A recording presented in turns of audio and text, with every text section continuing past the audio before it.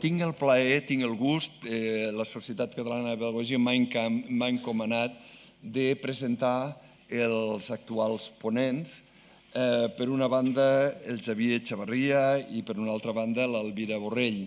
Farem una presentació formal, però comprendreu que amb ells ens uneixen moltes batalles treballades, conjuntes i molta història comuna i viscuda molt satisfactòriament. El Xavier Chavarria és professor de la UOC i ha estat inspector d'educació. És doctor en Ciències de l'Educació i llicenciat en Geografia i Història, Dret i Ciències Polítiques i Sociologia, Pedagogia i Filologia Hispànica. No és que sigui una carrera, són diverses carreres, diverses llicenciatures el que té, però a més és màster en Supervisió d'Avaluació de l'Educació. Xavier Chavarria ha publicat diversos llibres i articles sobre avaluació educativa, que és el seu camp d'investigació. Ha participat en nombrosos cursos, seminaris, congressos i jornades sobre l'avaluació educativa. Ha format part de comitès d'avaluació externa de l'ACU. Ha estat president de l'European Forum on Educational Administration, lloc on me va tenir a mi de secretari i de tresorer, entre altres batalles comunes. I llavors, doncs, també, si cliqueu a la seva pàgina literària, és un actual literat. Podeu llegir les històries d'una autora magnífica que ens té enganxats al WhatsApp i ens té enganxats al Twitter, i llavors doncs que realment li agraïm també com a pseudònim. Aquí on veieu se diu Glòria Prats, també. Molt bé, Xavier. L'Elvira Borrell i Closa és professora de la UOC i ha estat inspectora d'Educació, és llicenciada en Ciències de l'Educació i en Biologia i diplomada en EGB, màster en Supervisió i Avaluació de l'Educació. Ha publicat diversos llibres i articles sobre avaluació educativa, que és el seu camp d'investigació. Ha participat en cursos, seminaris, congressos i jornades sobre organització escolar i avaluació educativa. I ha estat vocal del Consell Superior d'Avaluació del Sistema Educatiu de Catalunya. Estan aquí perquè també han publicat recentment un llibre sobre la qualitat educativa, sobre el concepte de què és qualitat. Segur que amb la seva exposició, tal com ha dit el director dels serveis territorials, la qualitat docent és una de les claus de la qualitat del sistema. Per tant, doncs, ells ens parlaran sobre aquest tema, sobre la qualitat, l'avaluació de la qualitat docent. Quan vulgueu. Doncs molt bé. Moltes gràcies, Josep, per la presentació. Bé, en primer lloc, abans de començar, el que volíem, tant l'Elvira com jo, és donar-vos les gràcies per haver vingut, per estar aquí. També a les persones que donar-vos les gràcies per estar interessats en el debat sobre qualitat educativa i la qualitat docent específicament. És un tema que portem estudiant des de fa temps, estem investigant a nivell teòric i a nivell pràctic amb companys de diferents llocs d'Europa i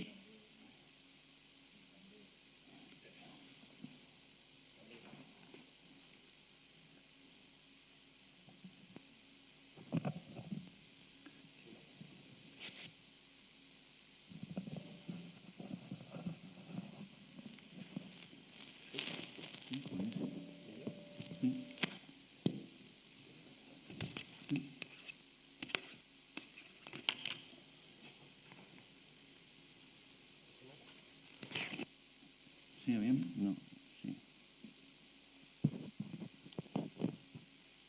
Va bé? Sí, els problemes del directe, diguéssim. Doncs deia que moltes gràcies per ser-hi també estan. Esperem que aquestes reflexions sobre qualitat docent siguin altres i siguem capaces de havent reflexionat i tal vegada havent après alguna cosa. Deia que hem començat a investigar sobre això des de fa bastant. Potser en els últims 7-8 anys ens ha ocupat una bona part de la nostra dedicació professional i ara estem en trànsit per poder veure d'això què podem saber, d'això quines coses ja són més segures i quina és la perspectiva de futur que aquí i ara, respecte a la qualitat docent, podem encarar en el terreny pràctic. Aquest és el resum de la qüestió. El que...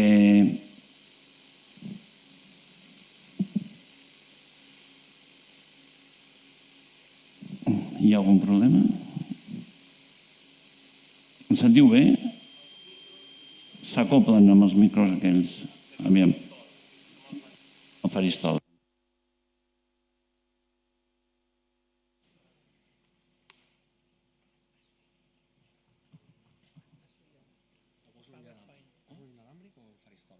Millor l'inalàmbric, però funciona? Sí, ves fent aquí tot. Vale.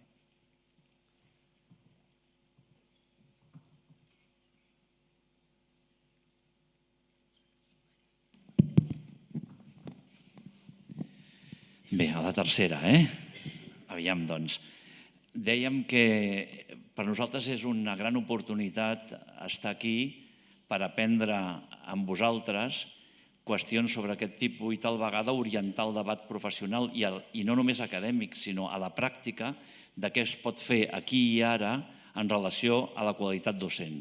Per tant, no és una especulació purament teòrica, encara que parteix també de fonaments acadèmics i teòrics, perquè la nostra orientació sempre ha estat treballar en projectes que al final algun dia es puguin portar a la pràctica. Aquesta és la idea. Però abans d'entrar en matèria, aquí tenim el sumari del que tractarem de parlar.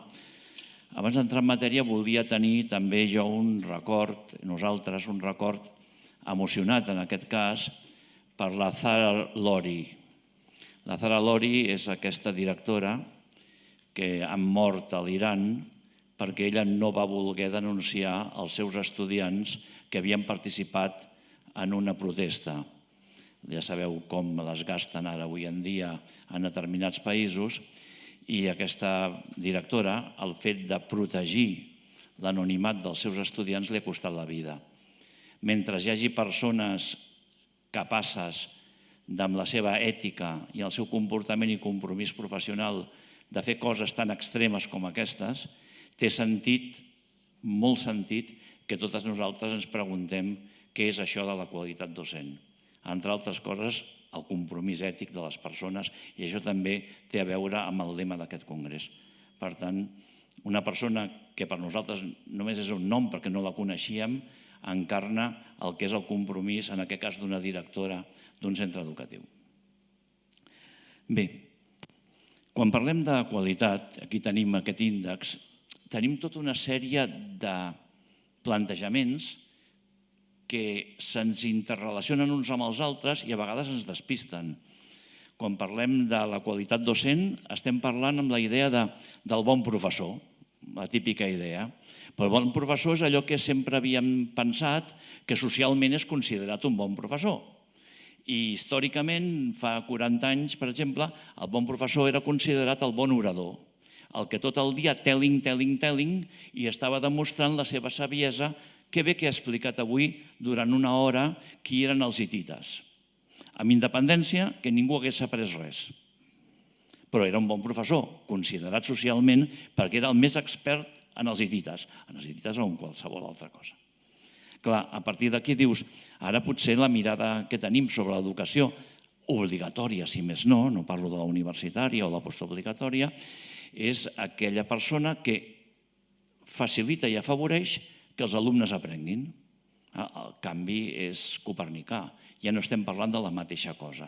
I sovint probablement no serà justament que aprengui tothom i que aprenguin grans coses a base de parlar. Serà a base d'altres coses. Doncs ja tenim una primera aproximació. El concepte mental que tots ens hem format, ja no dic els professionals, sinó tota la societat s'ha format del que és un bon professor. En segon lloc, quan parlem d'aquestes qüestions, tampoc hi ha massa acord, ara comença a haver-n'hi, sobre què és qualitat educativa. Qualitat educativa és un concepte tècnic, és un concepte polític, és un concepte sociopolític, té un biaix polític i un biaix tècnic. Hi ha algun nucli essencial del concepte de qualitat que realment sigui la qualitat que tots podem identificar amb independència de les opcions ideològiques? Aquest és un debat llarg i profund en el que ja sabem que sí, que amb independència de determinats procediments o pensaments ideològics, socials i polítics, sí que hi ha uns elements tècnics de què és qualitat educativa. Però clar, aquí diem qualitat docent. La qualitat docent i la qualitat educativa estan interrelacionades, però no és exactament el mateix.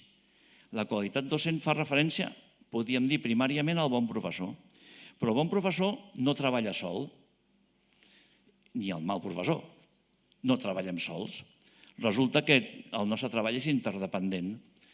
Estic treballant amb un equip de professors i al cap d'uns anys transporto uns alumnes al final d'una etapa, d'un cicle, amb uns coneixements o no.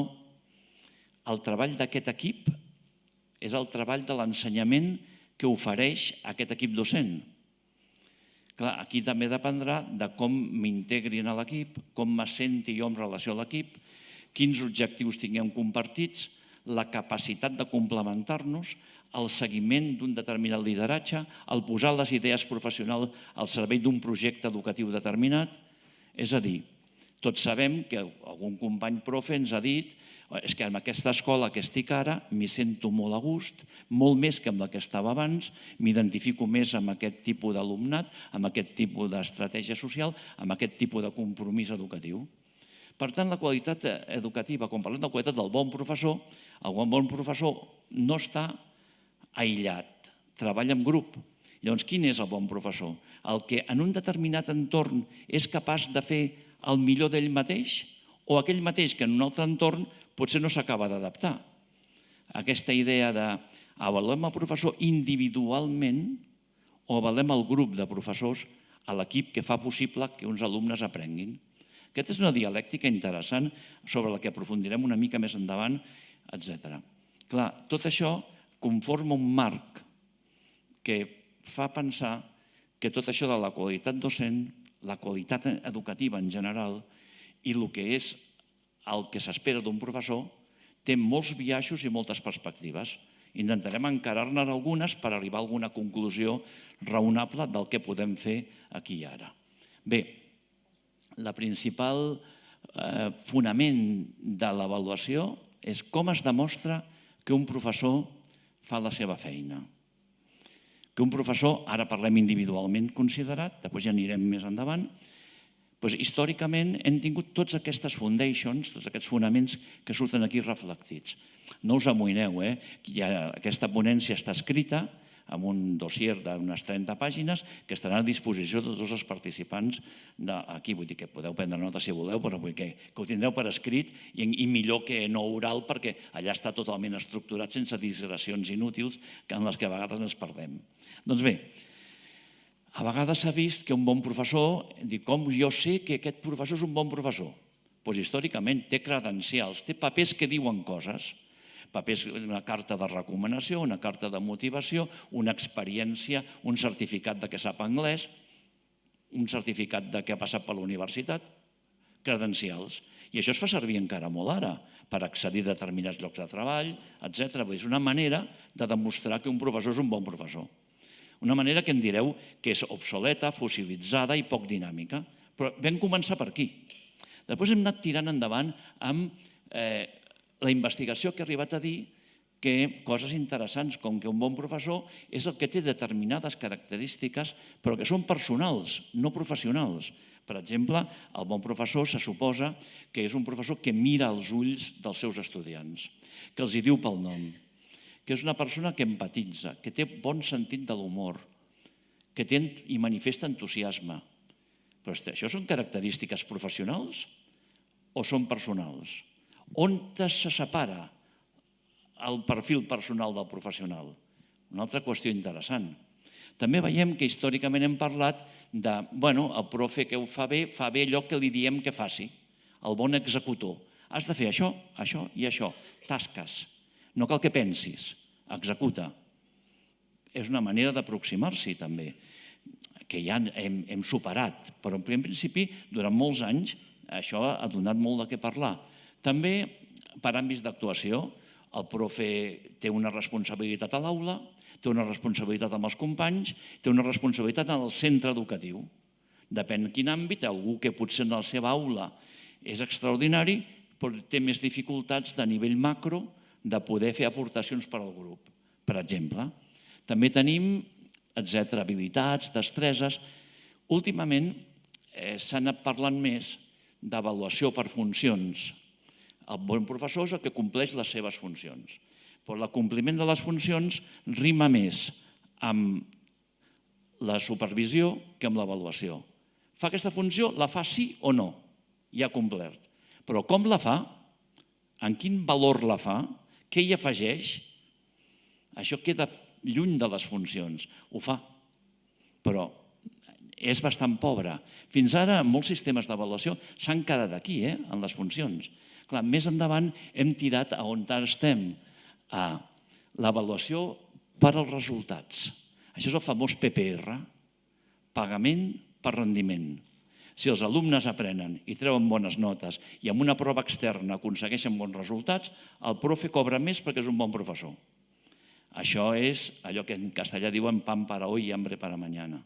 Això justament s'ha demostrat on s'ha fet, especialment en països anglosaxons, principalment alguns estats dels Estats Units, com Texas, que realment això és un desastre a l'hora de la veritat.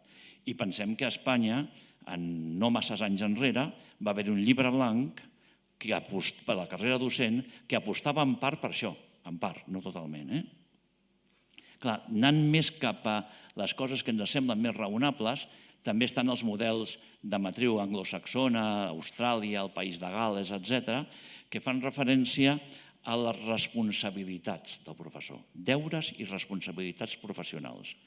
És molt més profund d'aquesta mirada que la de les funcions.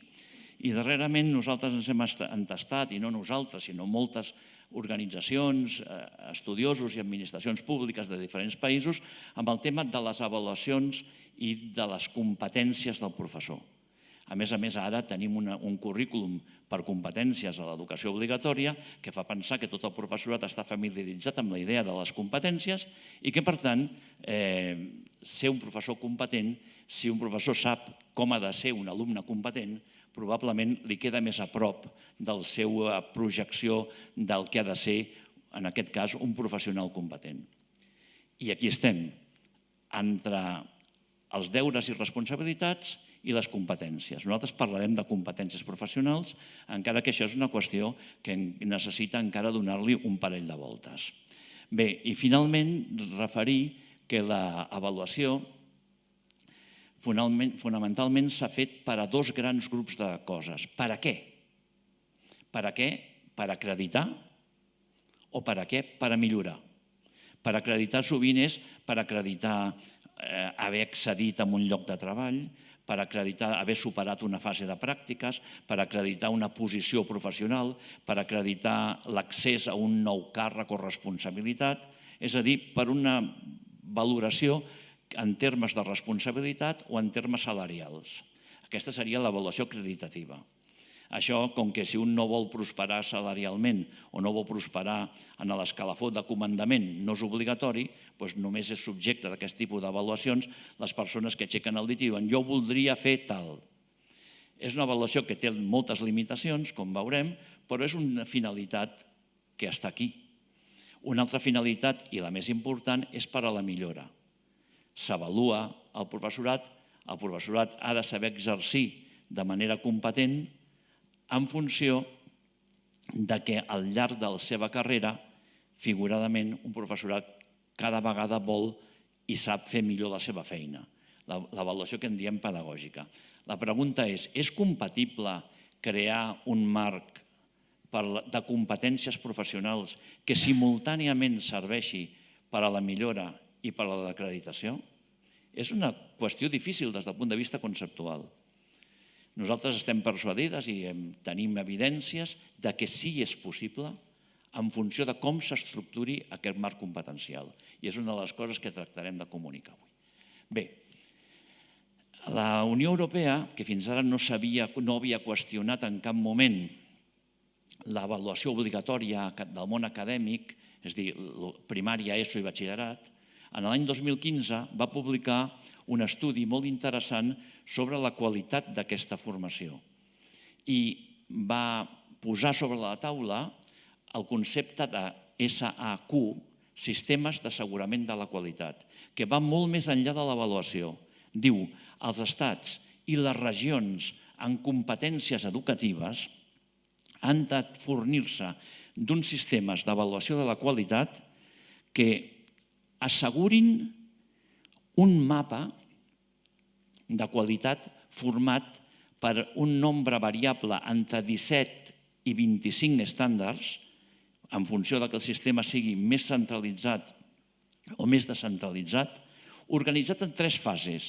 La fase d'establiment dels estàndards, la fase de millora i la fase de retiment de comptes. Se suposa que tot el que fa l'administració pública hauria de cobrir aquestes 25 àrees com a màxim, depèn de lo centralitzat que estigui o no. Si es fa un repàs d'aquestes àrees, n'hi ha algunes que no les estan cobrint aquí i ara. I, en concret, el disposar d'un marc competencial per valorar la qualitat docent cobriria, dintre d'aquest sistema d'avaluació de la qualitat, d'assegurament de la qualitat de la Unió Europea, aquests estàndards que estan posats aquí. En la fase d'estàndards s'hauria de poder ser públic què s'espera d'un professor, quines competències professionals ha de tenir un professor, però no competències anunciades genèricament, competències desgranades en subcompetències amb indicadors. És a dir, exactament, professor, se't contracta per fer això. I a més, per fer-ho al llarg de la teva vida professional amb un gradient creixent d'eficiència i de qualitat. És la primera manera de regular una professió, perquè si jo sé, professor, que debuto, quin és el trajecte que s'espera de mi, ja em puc anar ajustant des que estic estudiant a la universitat per ser professor algun dia, les meves competències, les meves capacitats i la meva formació a aquest estàndard de competències que se'n demana. Però alhora tot això té a veure també amb la millora i amb el retiment de comptes. I té a veure amb la formació permanent. És la manera que puc vincular la formació inicial i la permanent. Aquest tema, les administracions públiques de la Unió Europea, des del 2015, el tenen pendent. Alguns països han fet, i regions en competències, han fet passes decidides importants, com després veurem, però encara no està tot arreu totalment desenvolupat. I aquest és un repte que creiem que a Catalunya, per exemple, ens cal de manera important amb un horitzó temporal relativament proper. Cal encara aquest tema del marc de competències i l'establiment d'estàndards de la funció docent o de la professió docent de manera més o menys immediata, si més no, amb un horitzó temporal a curt termini. I finalment, també dir-vos que d'un professor es pot esperar coses, però no es pot esperar totes les coses d'un mateix professor al mateix moment. És a dir, quines són les etapes en la vida d'un professor? És raonable esperar d'un professor debutant el mateix que d'un professor consolidat? És esperable d'un professor amb experiència exactament esperar el mateix que un que porta poc temps a la professió? És esperable d'un professor que ha nascut com a natiu digital el mateix que un que està a prop de jubilar, que amb prou feines té dificultats per la tecnologia? És a dir, el tema és, cal tenir en compte, aquí està posat a la transparència el clàssic estudi sobre les fases d'un professor, de Haberman, que ja fa anys que va estudiar això. Ja veieu que hi ha una sèrie de fases d'anys de docència entre l'entrada a la professió i sobreviure sense fracassar massa, començar a concebre't a tu mateix com a professional docent, fins a un camí de consolidació, fins a un camí d'expertesa. Però l'expertesa no només la dona l'experiència, sinó l'experiència contrastada. I llavors què passa? Si us fixeu en aquest estudi i en altres que han publicat en Dreyfus i altres, resulta que les primeres fases són les més estudiades, les que es divideixen en més subfases i les que alhora configuren les futures. Veieu aquí que hi ha 1-3 anys, 4-6, 7-18, 19-30, 31-40. No són fases homogènies. La primera dura 3 anys, la segona 3 anys, després 11 anys, però després 20 o molts més. De manera que on es configura el que serà un professional expert és en les primeres fases. Cal prestar especial atenció i per això és molt interessant veure com s'incorporen els professors a la professió, com es vincula la formació inicial i la formació permanent. Això és una qüestió cabdal i sobre això veurem que el professor inicial o novell no se'l pot deixar sol, se l'ha d'ajudar a penetrar en formació, en la pràctica i en l'acció en la professió i no podem prescindir que els professors experts a prop de la jubilació no puguin transferir part del seu bagatge als professors que debuten. És a dir, ara estem a vegades llançant a la piscina sense aigua el professor novell i alhora a l'expert nedador el jubilem sense pena ni glòria. Les dues coses alhora poden crear sinergies per fer possible un marc competencial progressiu de millora i especialment l'avaluació docent a favor del professor, no en contra del professor. Perquè l'avaluació docent, ara li posarem notes, ara el despedirem, ara el despatxarem, ara tremola. Perquè, clar, el profe avalua alumnes i té una idea de com el poden avaluar amb ell en funció de com avalua els altres. I llavors pot dir, bueno, avaluació, posa't a tremolar. Doncs no. L'avaluació professional, si és que es dona, sempre és a favor del professorat. Què vol dir això? Que hem de poder separar, i tornarem sobre el tema, conceptualment i a la pràctica, avaluació de control. L'avaluació és gastar diners i temps perquè un professor pugui millorar. El control és el professor que no es pot millorar perquè és un desastre, tenir elements de controls perquè no segueixi en la professió.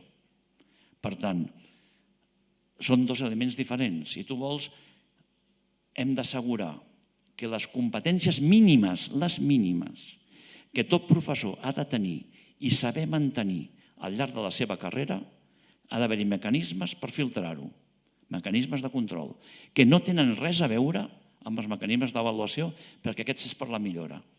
És a dir, malament rai si a través de l'avaluació algú es pensa que podem detectar el professor que no funciona per fer-lo fora, perquè no està entenent res del que vol dir avaluació, del que vol dir control i del que vol dir l'avaluació i la qualitat docent.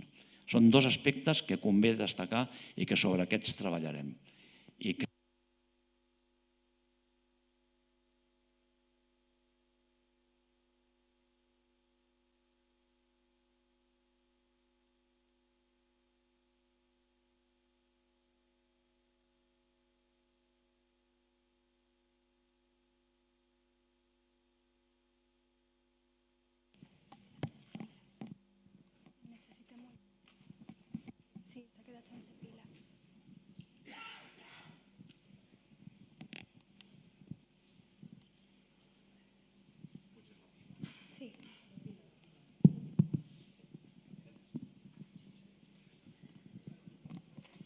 En aquesta presentació llarga que ha fet el Xavier, arribem a un punt 4, que és el que teniu en aquesta transparència, que el que hem intentat, després d'una explicació al màxim d'exhaustiva possible sobre la qualitat docent, veure en una proposta d'avaluació de la docència quin marc de temes claus sobre avaluació hauríem de tenir present.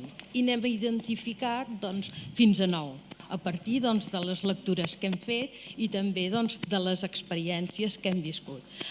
Comentaré només aquells aspectes en els que en Xavier ja no ha entrat i, per tant, accelerarem una mica.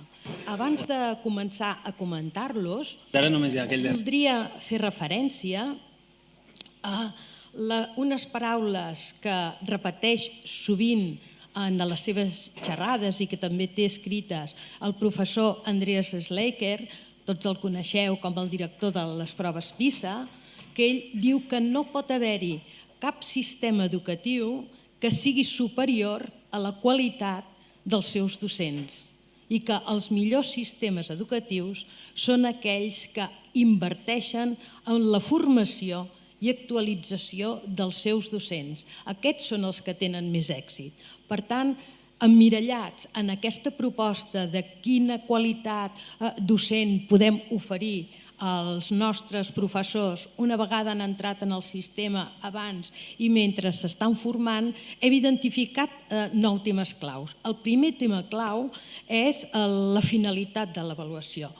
El professorat ha de saber per què se l'avalua, quina és aquesta finalitat, i no únicament per establir després tot el procediment que se seguirà, sinó per un imperatiu ètic, perquè estem avaluant persones i, per tant, tindrà repercussió no només en la seva vida professional, sinó també personal.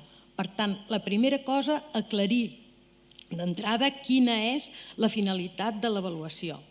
Un segon tema és l'avaluació individualitzada o l'avaluació de l'equip. La individualitzada, sobretot per a la millora, quan la finalitat és la millora, és molt ben valorada per al professorat.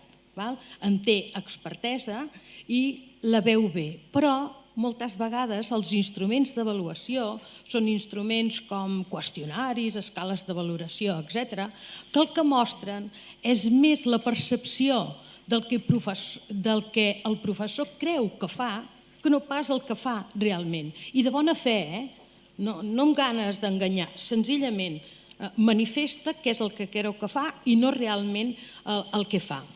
Quan és per l'acreditació, aquesta avaluació individual té molt poques conseqüències i pràcticament gasta temps i diners i no té massa bon resultat. Per contra, hi ha l'experiència de l'avaluació dels equips, no tant amb caràcter generalitzat en el nostre entorn, que també, sinó a una experiència interessant que es fa a Suècia i que a través del Fòrum Europeu d'Administradors de l'Educació també s'ha fet amb alguns centres de Catalunya, és l'avaluació de l'equip docent, el conjunt de professors que estan fent una feina amb un grup d'alumnes d'acord amb el projecte del seu centre. Per tant, això s'hauria de poder avaluar la qualitat de la feina d'aquest equip. És l'avaluació, a nosaltres en diem, de l'ensenyament, que no va tant a la part individual com a la part del col·lectiu. Aquesta avaluació en els llocs que s'ha fet, que ja dic que s'ha fet poc, ha sigut molt interessant, el professorat n'ha estat molt satisfet, entre altres coses perquè ha perdut la pressió de la seva imatge, ha vist que tots els professors tenim marge de millora, s'ha fet moltes vegades en xarxa, no només d'un centre, sinó de més d'un centre, i per tant és ben valorada.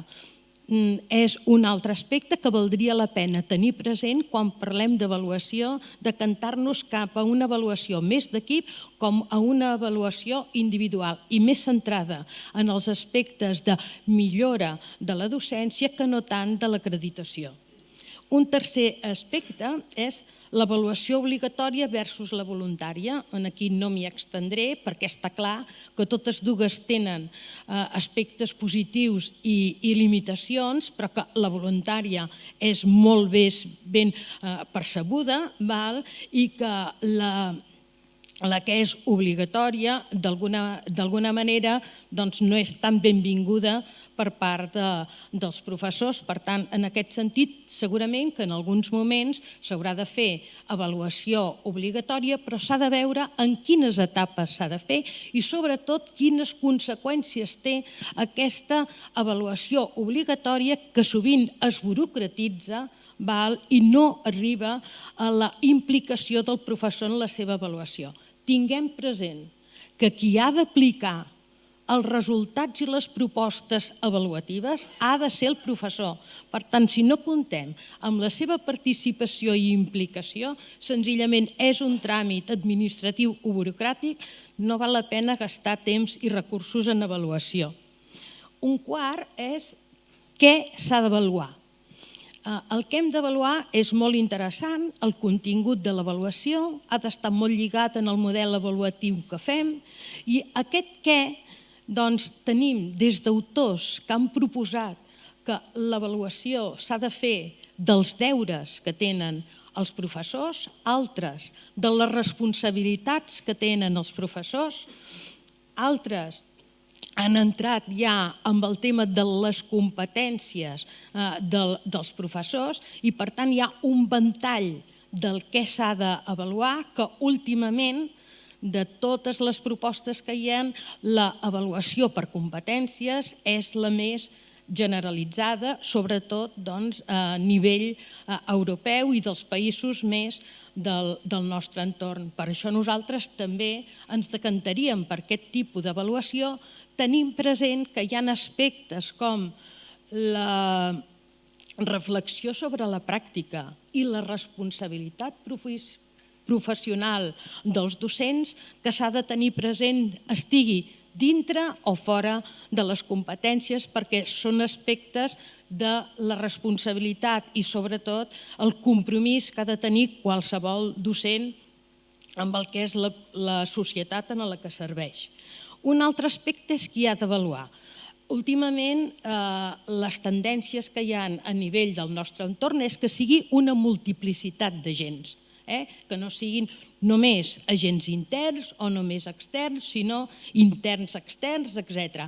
Una de les característiques més importants és la credibilitat dels avaluadors. Si realment els avaluadors no es guanyen la confiança i el reconeixement dels avaluats, tant és que siguin de dintre com de fora.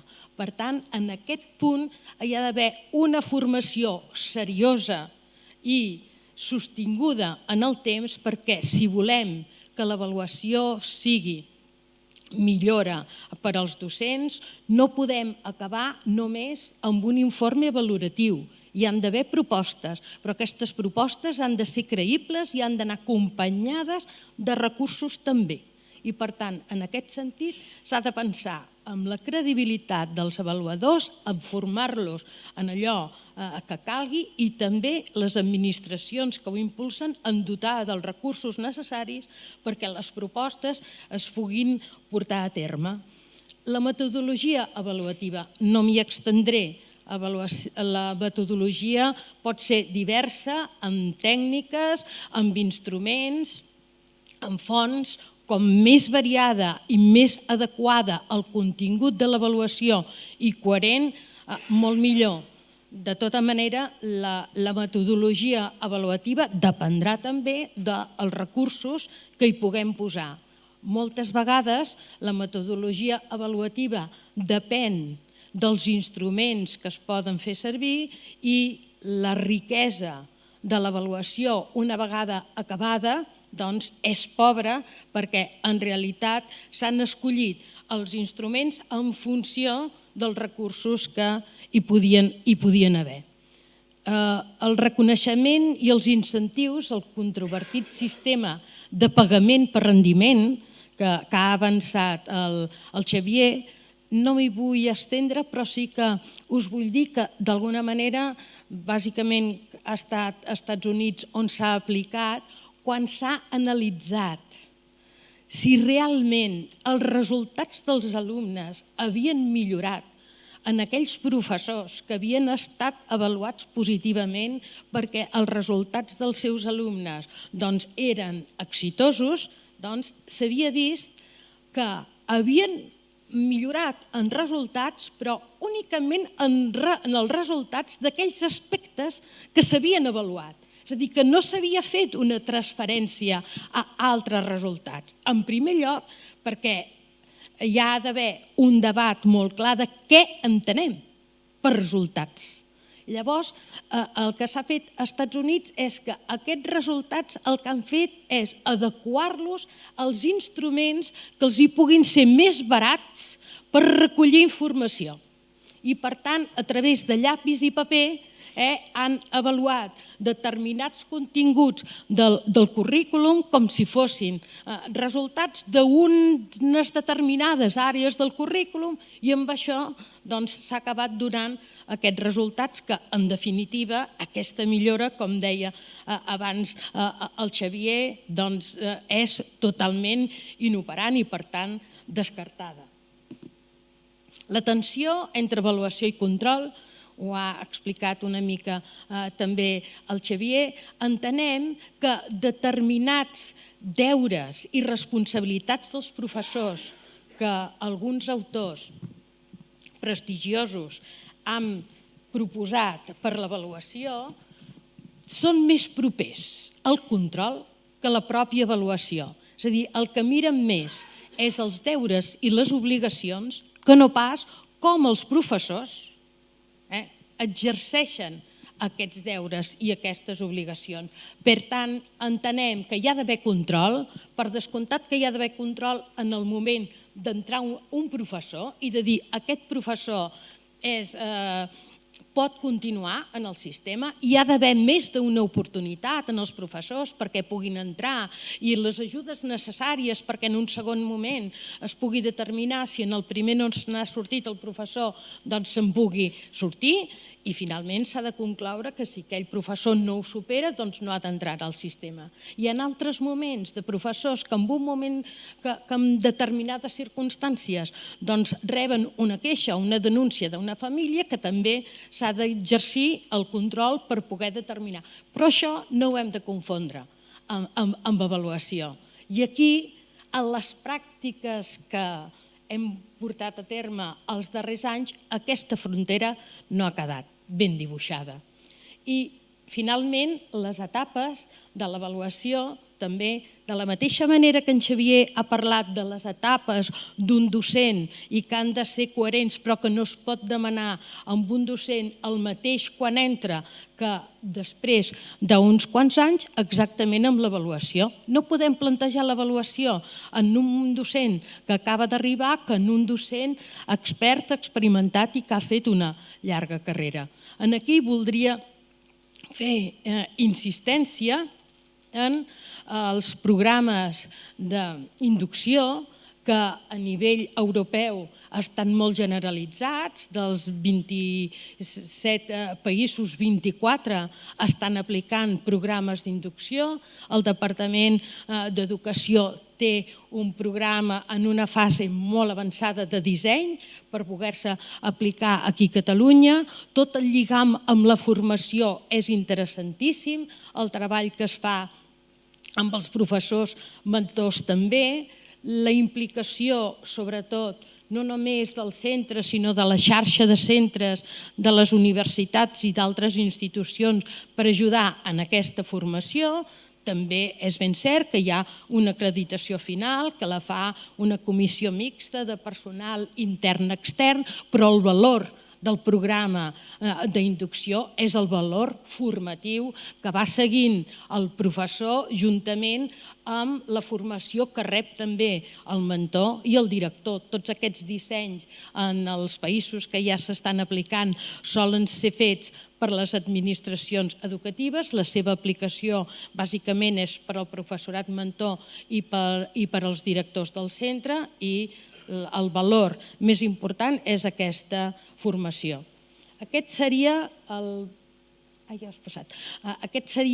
bloc que nosaltres hem preparat per donar uns temes claus quan ens plantegem l'avaluació. Però un dels punts que hem dit és determinar què avaluarem. En aquests moments el que està més extès és els deures, les responsabilitats i les competències dels professors. Deures i responsabilitats nosaltres ho entenem més lligat al control que no pas a l'avaluació, per tant ens decantem per les competències.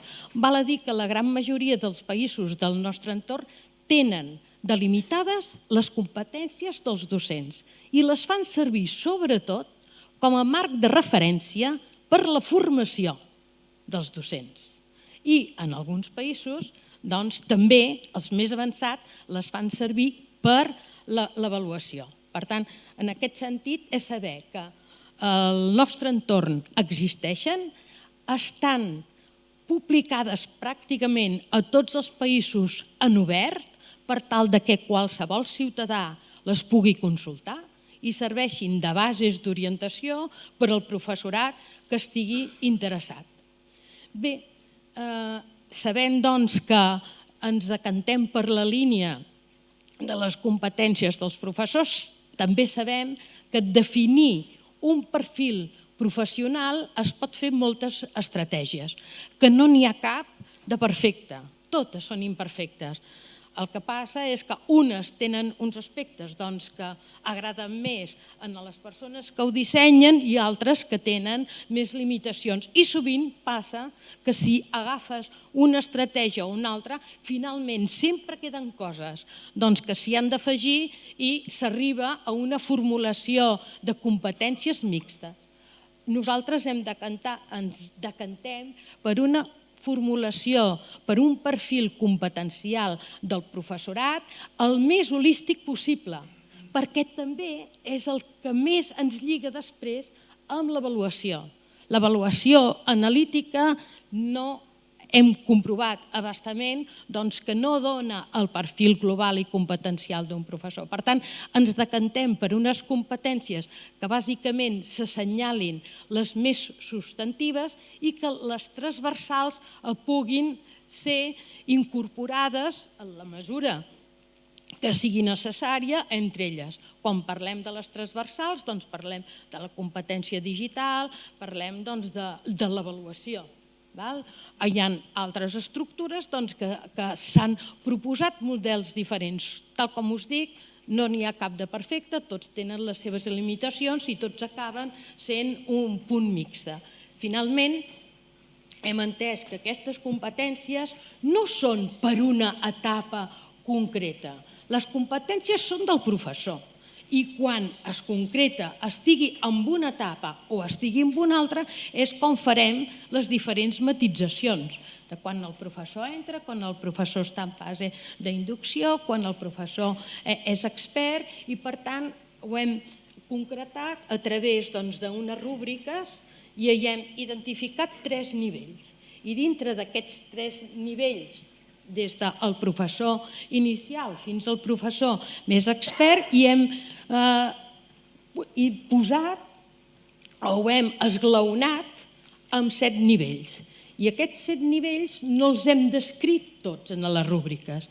Hem descrit només els nivells finals, al final de l'etapa 1, de l'etapa 2 i de l'etapa 3. I hem deixat els altres nivells, els inicials o l'intermig, perquè els avaluadors que tinguin a bé aplicar aquest model o veure'l puguin determinar les etapes inicials i intermèdies d'acord amb els requeriments, el lloc on s'ha de fer, etc., i puguin fer-se el seu model més seu i no tant fer d'aplicadors del model.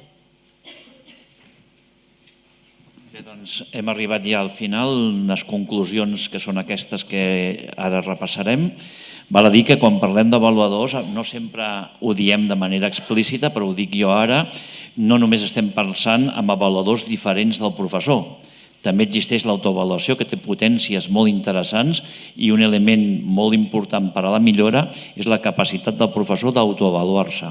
Per tant, estem parlant d'avaluació de professors, de coavaluació, d'avaluació entre iguals, d'autoavaluació i d'avaluació per a altres professionals. Bé, conclusions. Primera, les competències docents han de ser, en el futur immediat, el fonament del marc de referència per al professorat en la qualitat docent i també per a l'avaluació. Segona, la integració de les dues finalitats, l'acreditativa i la de millora. Són dues coses, diguem-ne, que tenen paradigmes diferents, però que poden establir-se en el mateix model, perquè no s'ha d'avaluar mai, segurament, un professor simultàniament de tot allò que és avaluable. Ni s'ha de demanar el mateix nivell de totes les competències, ni s'ha de demanar un nivell diferent en funció de l'etapa que passi. Per tant, aquesta estudi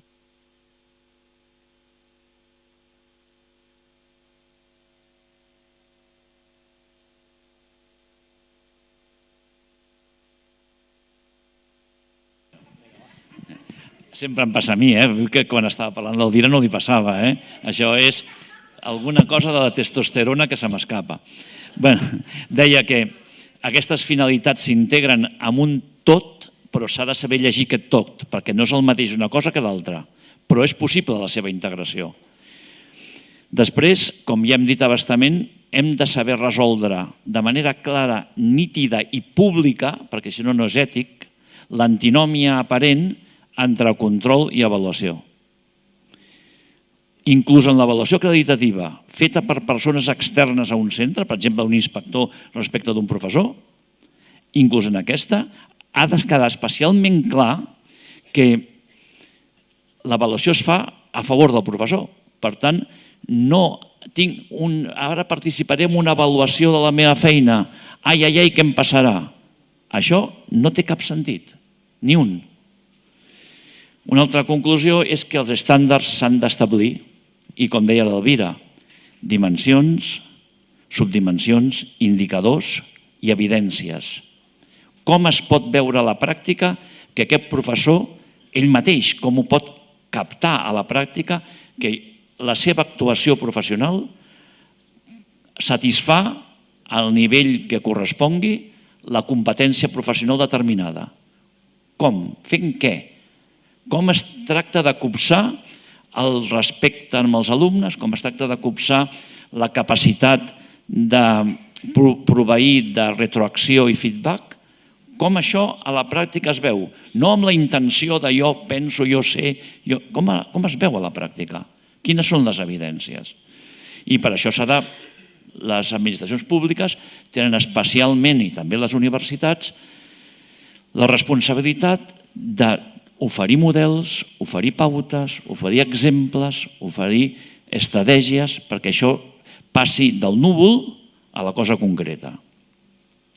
Després, clar, és una oportunitat d'or aquesta del marc competencial perquè la formació inicial que es rep a les universitats, a la carrera de magisteri, en el màster de secundària o on es prepari didàcticament els futurs professors, perquè la formació inicial i la formació permanent siguin una cosa continuada, un continuum, perquè no estigui desvinculat, perquè ja se'ls demani als estudiants de magisteri en el pràcticum o als estudiants del màster, en les pràctiques que fan, unes competències que després siguin les mateixes a un altre nivell segurament que es trobaran en la seva vida professional. I per això és important que les universitats estiguin implicades en la definició de les competències professionals juntament amb els empleadors, substantivament amb les administracions públiques, que són les que acaben finançant les nòmines del 99% del professorat de l'ensenyament no universitari. Finalment, com també ha expressat l'Elvira, l'avaluació i la formació no són dues coses diferents, perquè en funció dels resultats de l'avaluació sabrem agregadament, en el nivell agregat, sabrem com en general i quina formació ens fa falta, perquè en principi l'avaluació és per establir uns estàndards orientats per la millora, però per millorar amb aquest estàndard que em falta, a part de la reflexió, la pràctica, la recerca-acció a la pròpia aula, també és important connectar-hi la formació. Però en la formació ha d'estar un element privilegiat que ha d'encardinar una vertebració entre l'avaluació i la formació en el marc de les competències, no fora del marc, no amb les intuïcions que tingui en cada moment cada persona que hi pensi sobre això, en la millor de les intencions. Tenim el mapa i amb el mapa podem definir on estem globalment, on està cada un, on estan els equips i a partir d'aquí què cal per avançar i per millorar. Per tant, es vinculen els diferents elements de desenvolupament professional. I bé, quin és el repte, a més d'això, que encara no hi hem arribat, però estem a punt d'arribar i creiem que és possible que les administracions públiques, amb un horitzó recent, o sigui, d'aquí un parell d'anys com a molt tard, o potser abans, ens posem totes les piles per atacar aquest tema, doncs el següent pas, un cop això ja hagi adquirit carta de naturalesa, serà veure com passem d'aquest element de formació, d'avaluació, de marc competencial, del professor considerat individualment, als equips. I clar, el de l'avaluació dels equips té a veure, la formació dels equips també, perquè ja sabem que hi ha sistemes de formació, assessorament a centres, etc.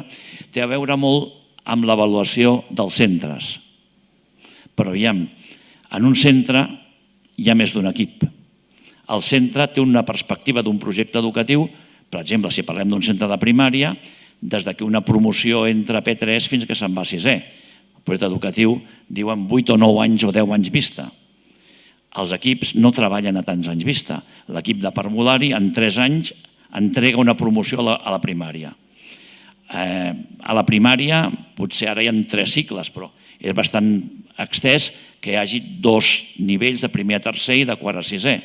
Podem pensar que, com fan a França, que de 3 a 12 anys hi ha 3 seqüències trianuals.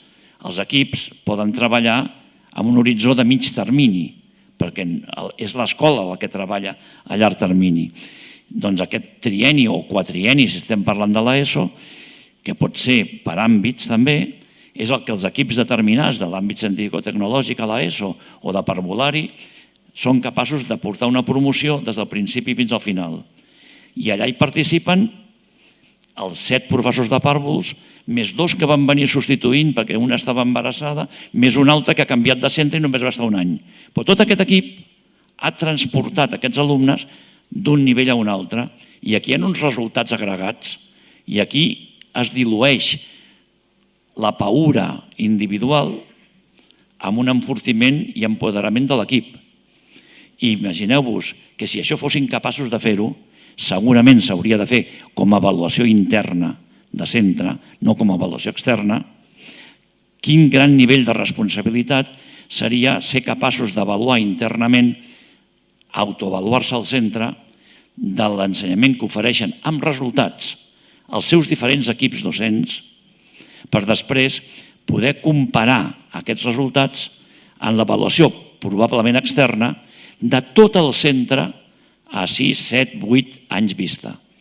Per tant, aquest és un futur que ja es va veient que es dibuixa en perspectiva, però no tan immediata com deia abans. Això potser ho veurem, sent optimista, 5, 6 anys més enllà. Però el que hem de poder veure i hem de poder demanar dels nostres responsables és que el marc competencial pel professorat estigui disponible, diguem-ne que el 2023. Sí, perquè el 22 no estem a temps, però el 23 potser estaríem a temps.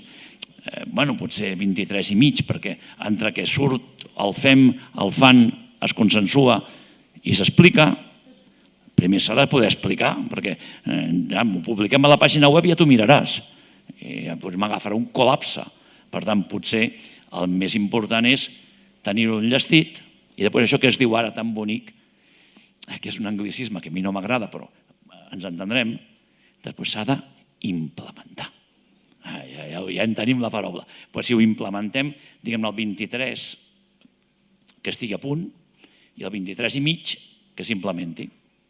Seria un desig, ara que estem a prop de l'Advent, seria un desig pels pròxims 3 homes savis, em costa molt dir-los reis, per una qüestió republicana, els 3 homes savis que ja transportaran regals, doncs demanem-li a les nostres autoritats educatives que tinguem un marc competencial d'aquest tipus enllestit el 23 i implementat el 23 i mig. Així és que moltes gràcies.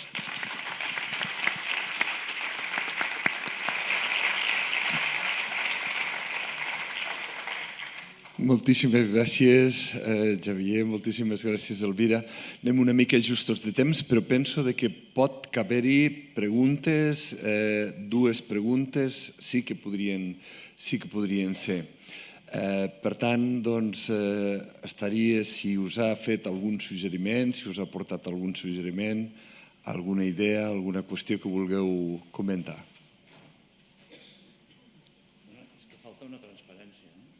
Aquesta.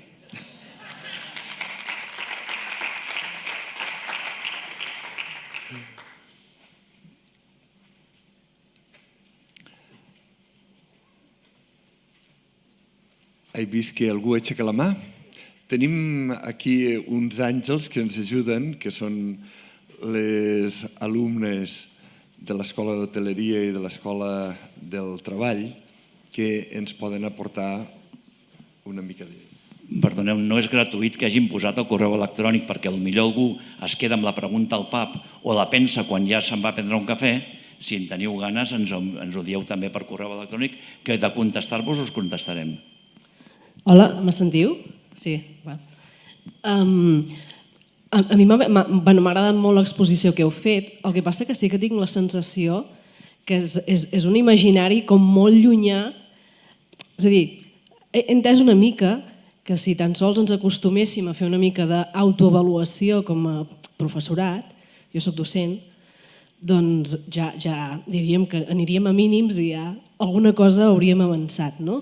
Però sí que heu posat exemples d'altres països i penso que és important també posar el focus, o no sé si és així o no, però en el moment que ens comencem a acostumar a autoavaluar-nos, també hauríem de fer una avaluació del sistema, és a dir, que també hi té alguna cosa a veure.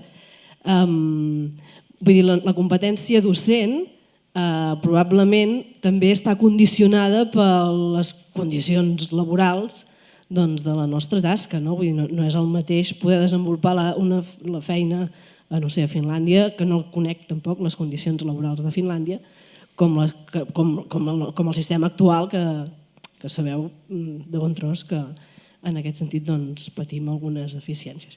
I només volia fer una reflexió quant als àngels que porten micròfons i deixeu-me que estem en un govern una mica feminista, no acabo d'entendre que hi hagi dues noies joves, dones, aquí palplantades des de fa 2 hores, dretes, i faig una mica de denúncia. Soc sindicalista, també ho he de dir, i no... Doncs el responsable d'això, i com a feminista, trobo que és una cosa absolutament desfasada i innecessària, i tanco parèntesi i ho havia de dir, ho sento, fa molta estona que ho penso. Ja està.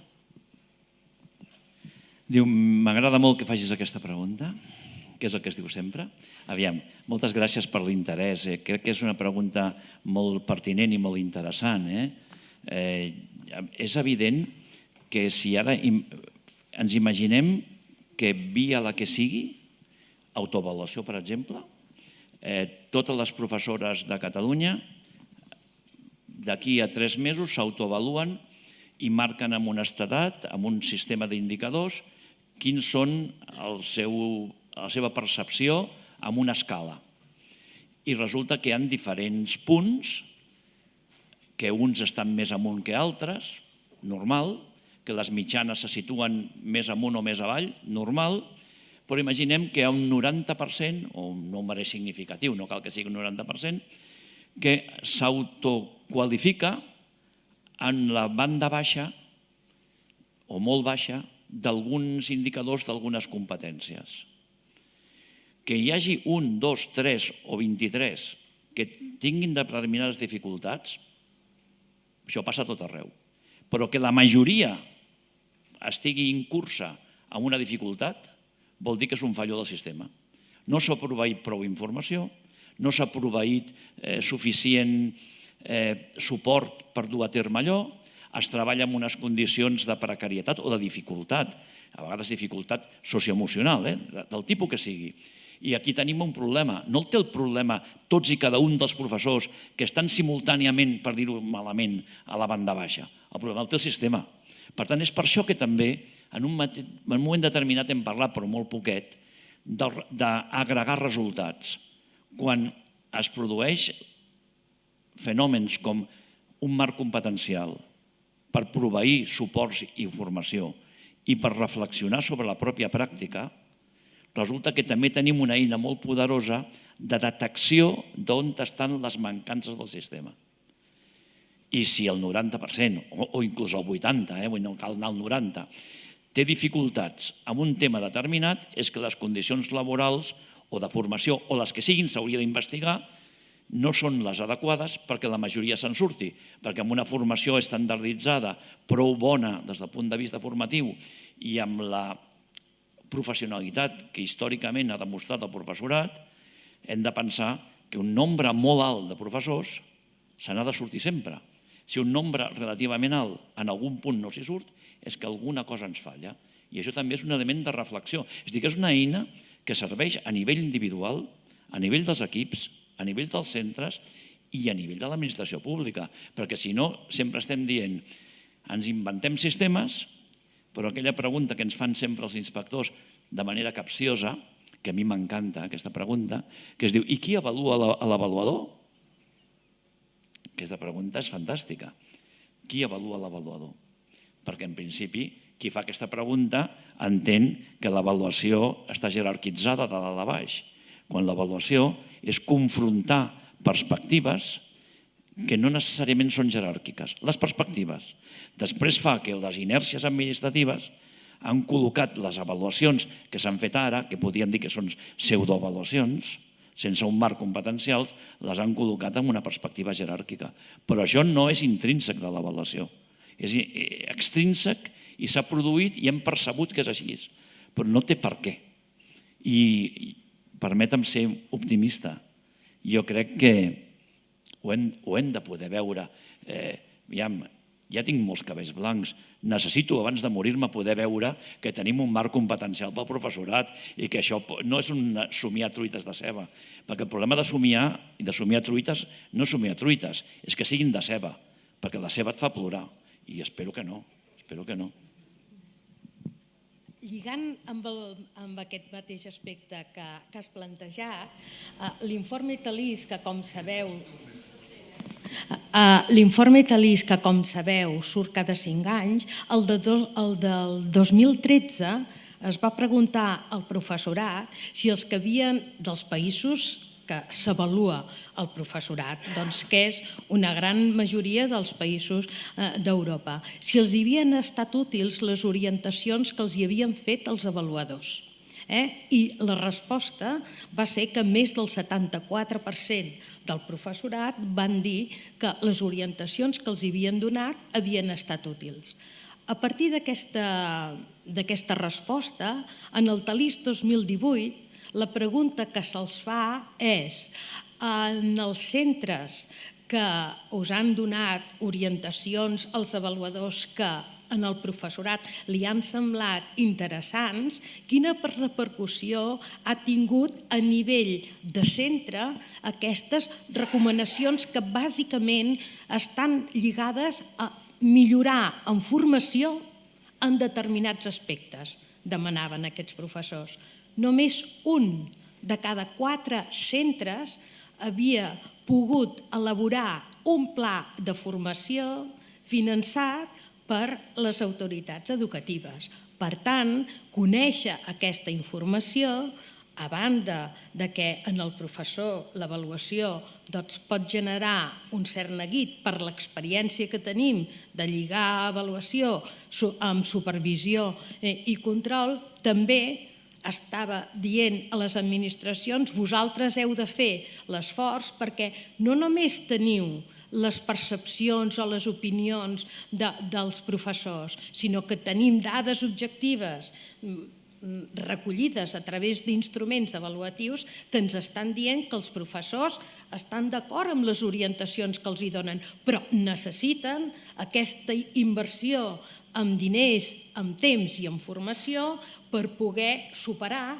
aquestes mancances. Per tant, l'obligació és, com deia abans el Xavier també, de les administracions. Però el que passa és que nosaltres encara necessitem tenir aquest marc de competències. En general, a Europa, la majoria de països el tenen el marc de competències. Alguns, com França, Itàlia, Dinamarca, tenen un marc de competències molt senzill, molt escuet, publicitat, tots, i altres països com la zona flamenca de Bèlgica, Països Baixos, Escòcia, Irlanda, ja tenen un marc de competències professionals en funció de cadascuna de les etapes educatives. Però és que aquesta gent fa molts anys que han elaborat ja el marc de competències, no l'acaben de fer ara mateix. Per tant, algun moment hem de començar, perquè és que si no comencem no arribarem a poder-lo millorar, i es tracta una mica d'això. Molt bé, ja sabeu, anem malament de temps, per tant, ho deixem aquí a les preguntes. Penso que es mereixen un aplaudiment.